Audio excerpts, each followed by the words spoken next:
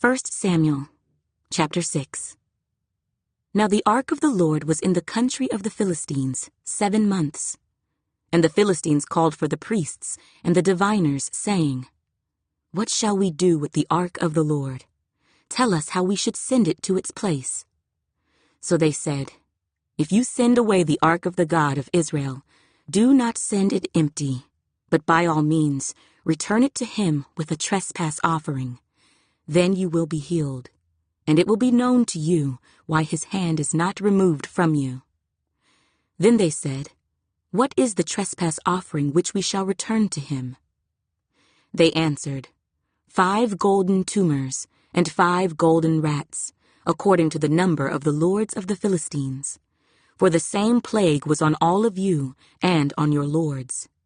Therefore you shall make images of your tumors and images of your rats that ravage the land, and you shall give glory to the God of Israel.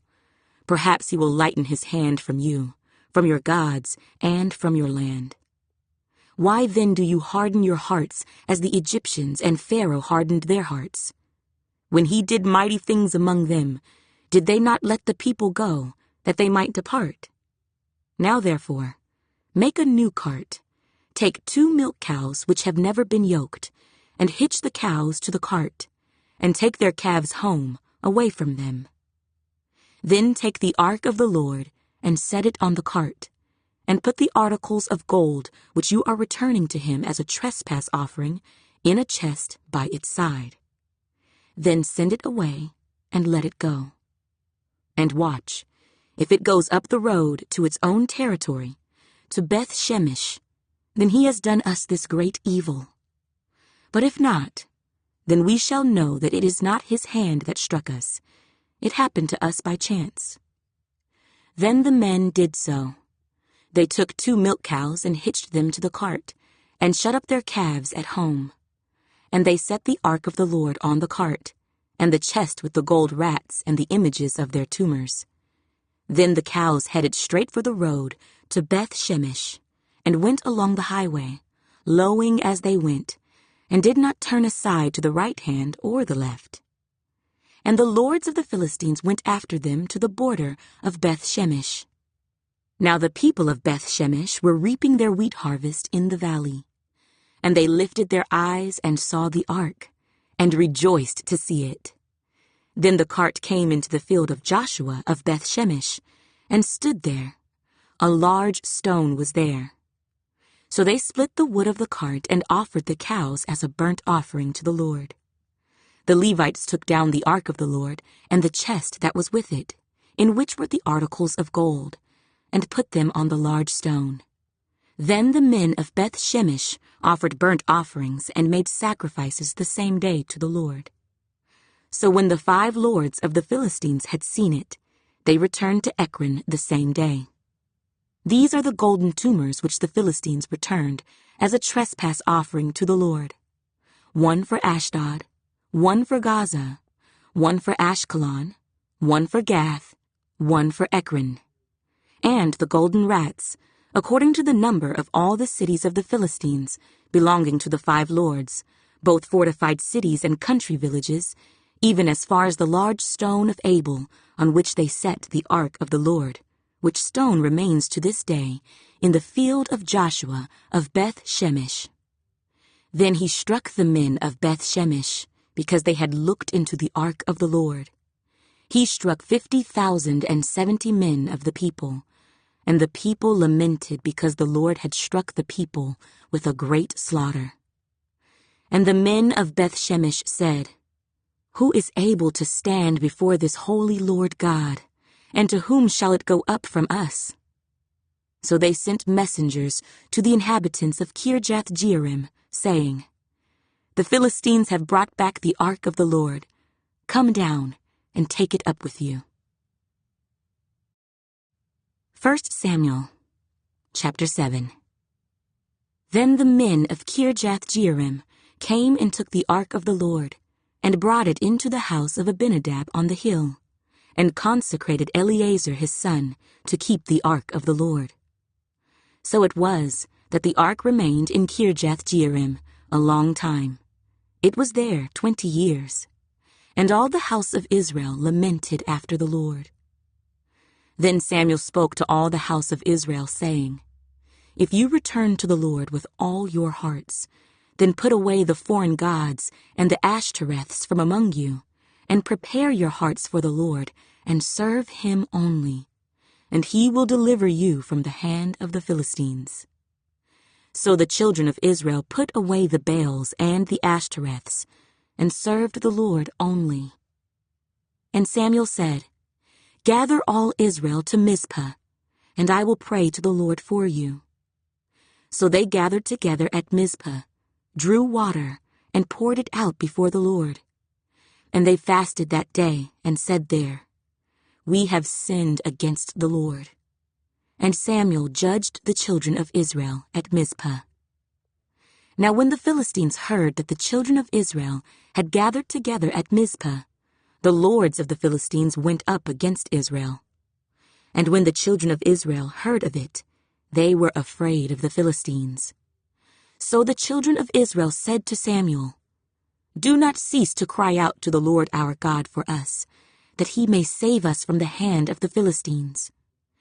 And Samuel took a suckling lamb and offered it as a whole burnt offering to the Lord. Then Samuel cried out to the Lord for Israel, and the Lord answered him. Now as Samuel was offering up the burnt offering, the Philistines drew near to battle against Israel. But the Lord thundered with a loud thunder upon the Philistines that day, and so confused them that they were overcome before Israel.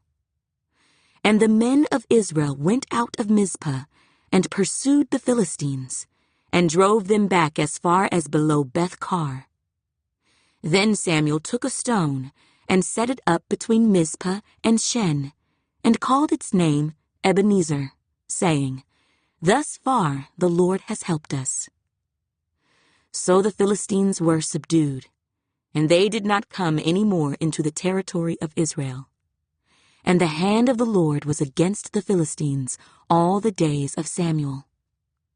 Then the cities which the Philistines had taken from Israel were restored to Israel, from Ekron to Gath. And Israel recovered its territory from the hands of the Philistines. Also, there was peace between Israel and the Amorites. And Samuel judged Israel all the days of his life.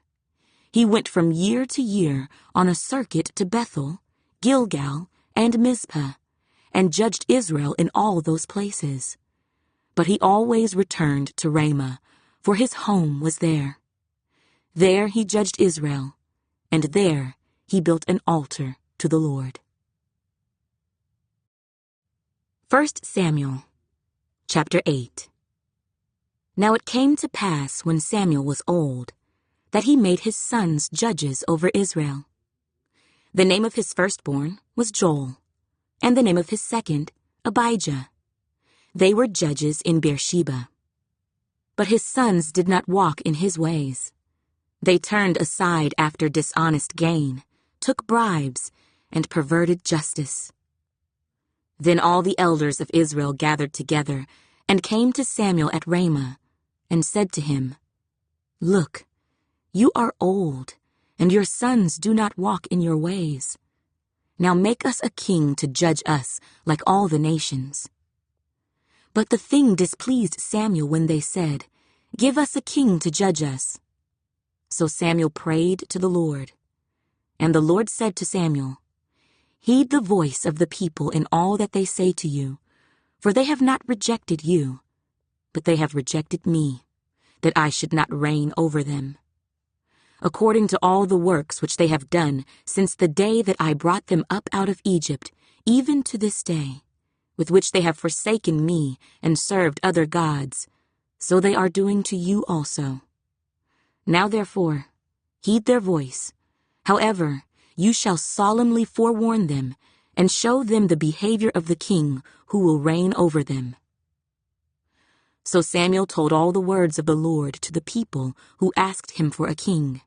And he said, This will be the behavior of the king who will reign over you.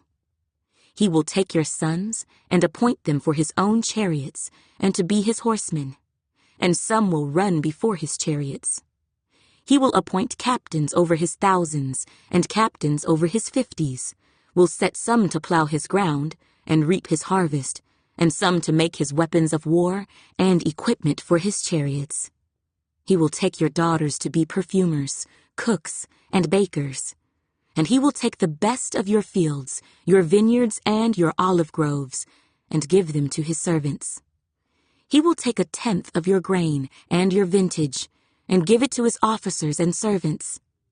And he will take your male servants, your female servants, your finest young men, and your donkeys, and put them to his work. He will take 1/10 of your sheep, and you will be his servants. And you will cry out in that day because of your king, whom you have chosen for yourselves, and the Lord will not hear you in that day.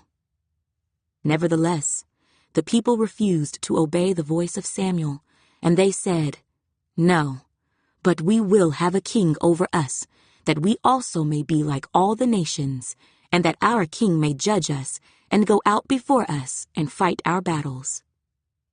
And Samuel heard all the words of the people, and he repeated them in the hearing of the Lord. So the Lord said to Samuel, "Heed their voice, and make them a king." And Samuel said to the men of Israel, "Every man go to his city." 1 Samuel, chapter 9. There was a man of Benjamin, whose name was Kish, the son of Abiel, the son of Zeror, the son of Bechorath, the son of Aphiah, a Benjamite, a mighty man of power. And he had a choice and handsome son whose name was Saul. There was not a more handsome person than he among the children of Israel. From his shoulders upward he was taller than any of the people. Now the donkeys of Kish, Saul's father, were lost. And Kish said to his son Saul, "Please take one of the servants with you, and arise, go and look for the donkeys." So he passed through the mountains of Ephraim and through the land of Shalisha, but they did not find them. Then they passed through the land of Shaalim, and they were not there.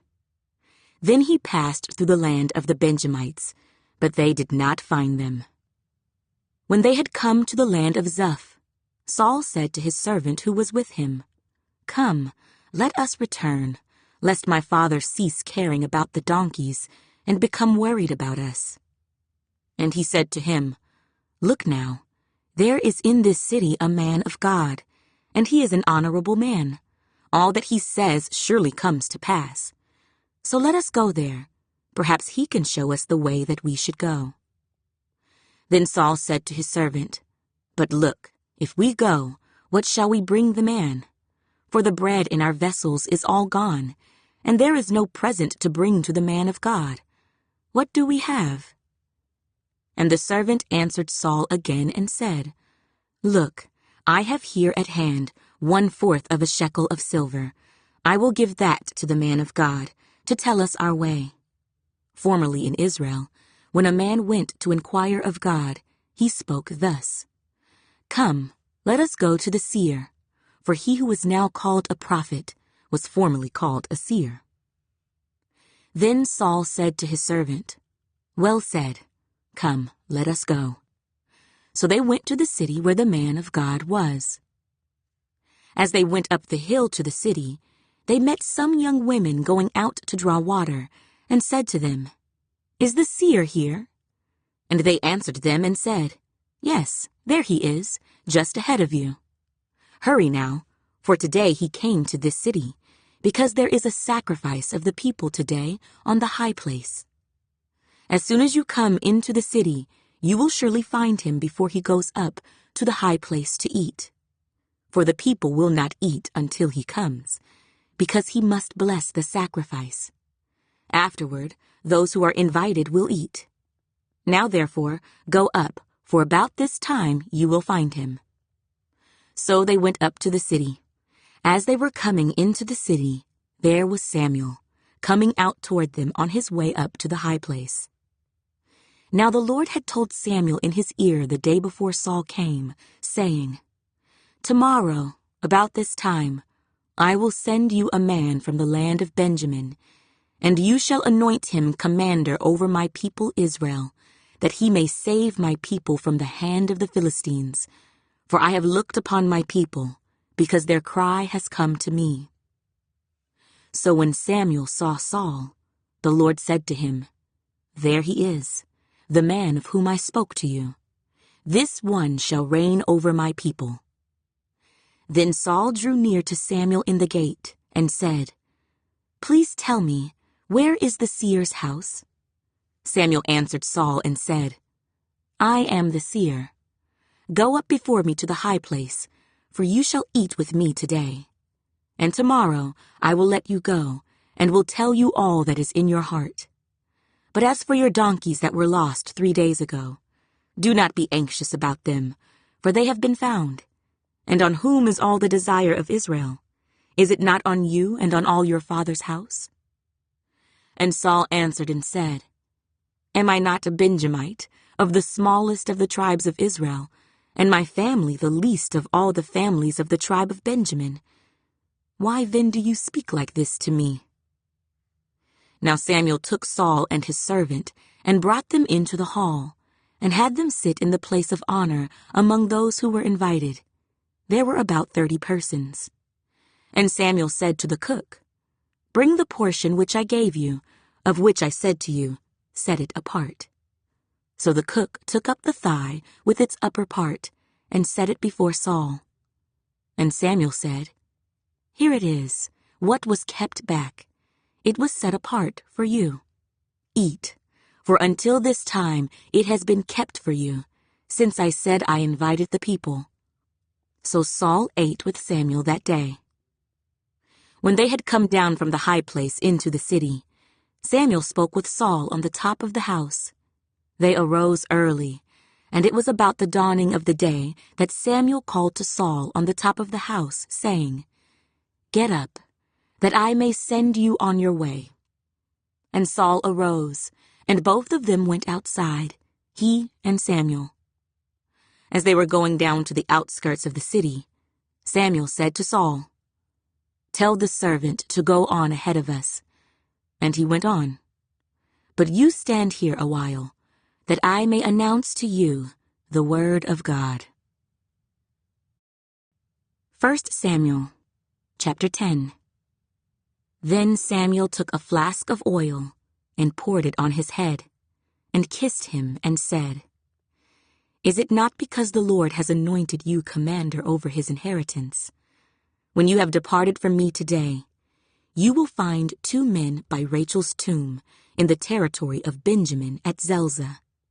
And they will say to you, The donkeys which you went to look for have been found. And now your father has ceased caring about the donkeys and is worrying about you, saying, What shall I do about my son? Then you shall go on forward from there and come to the terebinth tree of Tabor. There 3 men going up to God at Bethel will meet you, one carrying 3 young goats, another carrying 3 loaves of bread, and another carrying a skin of wine. And they will greet you and give you 2 loaves of bread, which you shall receive from their hands. After that, you shall come to the hill of God, where the Philistine garrison is. And it will happen, when you have come there to the city, that you will meet a group of prophets coming down from the high place with a stringed instrument, a tambourine, a flute, and a harp before them. And they will be prophesying. Then the Spirit of the Lord will come upon you, and you will prophesy with them, and be turned into another man. And let it be, when these signs come to you, that you do as the occasion demands, for God is with you.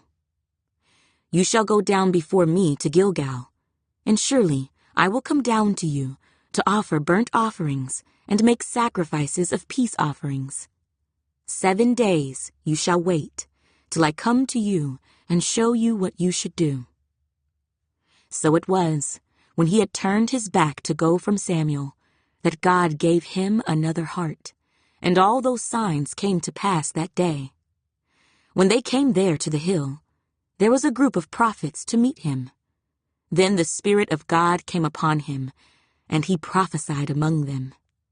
And it happened, when all who knew him formerly saw that he indeed prophesied among the prophets, that the people said to one another, "What is this that has come upon the son of Kish? Is Saul also among the prophets?" Then a man from there answered and said, "But who is their father?" Therefore it became a proverb, "Is Saul also among the prophets?" And when he had finished prophesying, he went to the high place. Then Saul's uncle said to him and his servant, "Where did you go?" So he said, "To look for the donkeys. When we saw that they were nowhere to be found, we went to Samuel." And Saul's uncle said, "Tell me, please, what Samuel said to you." So Saul said to his uncle, "He told us plainly that the donkeys had been found. But about the matter of the kingdom, he did not tell him what Samuel had said." Then Samuel called the people together to the Lord at Mizpah, and said to the children of Israel, "Thus says the Lord God of Israel, I brought up Israel out of Egypt, and delivered you from the hand of the Egyptians, and from the hand of all kingdoms, and from those who oppressed you. But you have today rejected your God, who himself saved you from all your adversities and your tribulations, and you have said to him, 'No, set a king over us.' Now therefore, present yourselves before the Lord by your tribes and by your clans." And when Samuel had caused all the tribes of Israel to come near, the tribe of Benjamin was chosen. When he had caused the tribe of Benjamin to come near by their families, the family of Matri was chosen, and Saul, the son of Kish, was chosen. But when they sought him, he could not be found. Therefore they inquired of the Lord further, "Has the man come here yet?" And the Lord answered, "There he is, hidden among the equipment." So they ran and brought him from there. And when he stood among the people, he was taller than any of the people from his shoulders upward. And Samuel said to all the people, "Do you see him whom the Lord has chosen, that there is no one like him among all the people?" So all the people shouted and said, "Long live the king!" Then Samuel explained to the people the behavior of royalty, and wrote it in a book, and laid it up before the Lord. And Samuel sent all the people away, every man to his house. And Saul also went home to Gibeah, and valiant men went with him, whose hearts God had touched. But some rebels said, "How can this man save us?" So they despised him, and brought him no presents. But he held his peace.